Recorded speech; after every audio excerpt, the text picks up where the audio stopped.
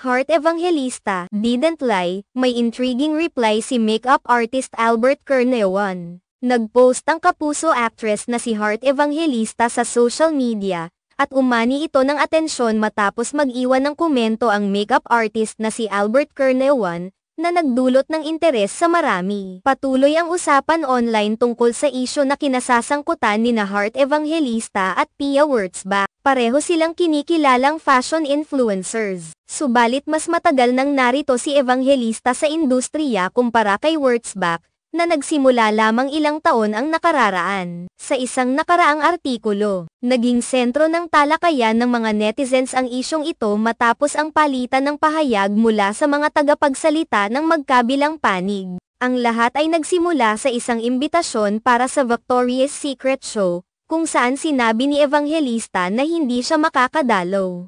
Sa kasunod na mga pahayag mula sa kampo ni Wurtzbach, umusbong ang maraming reaksyon at komento mula sa publiko. Kamakailan, nag-upload si Heart ng isang post kung saan sinabi niyang hindi siya nagsinungaling. Dito, nag-iwan ng komento si Albert Carnewan, na isang kilalang makeup artist at matagal ng kaibigan ni Heart. Ang kanyang pahayag ay nagbigay diin sa tiwala at suporta niya kay Heart, na nagpasimula ng mas malalim na intriga sa usapan. Ayon kay Carnewan, alam nilang hindi nagsinungaling si Heart, at bilang matagal na kaibigan, mayroon siyang kakayahang patunayan ito. Nilinaw niya na wala raw dahilan si Heart para magsinungaling, ngunit sinasabi rin niyang alam niya kung sino ang tunay na nagsisinungaling. Isinulat ni Albert, "Alam ko naman kung sino ang sinungaling without a doubt. Tandaan ang sinungaling ay kapatid ng magnanakaw. Bato-bato sa langit ang tamaan, huwag magalit." Ang mga salitang ito ay tila nagbigay ng bagong dimensyon sa isyu,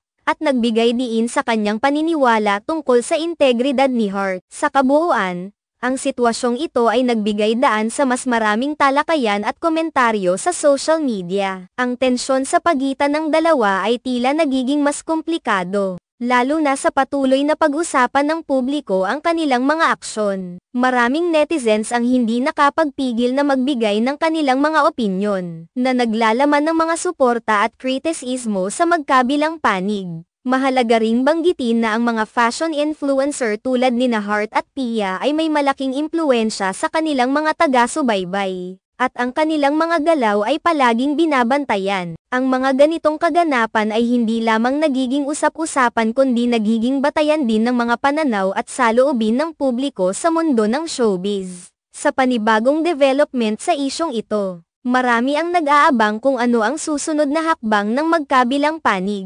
Kung magiging maayos ang kanilang usapan o tuluyan ng magkakaroon ng hidwaan ang dalawa ay isa sa mga bagay na tiyak na susubaybayan ng publiko. Sa huli, ang lahat ng ito ay nagiging bahagi ng mas malawak na diskurso tungkol sa katotohanan at tiwala sa industriya ng entertainment, kung saan ang mga personalidad ay madalas na nasa ilalim ng masusing pagsusuri at kritisismo. Ang mga komento at post sa social media ay nagiging salamin ng mga pananaw at reaksyon ng mga tao, na patuloy na nagiging bahagi ng kanilang buhay bilang mga public figures.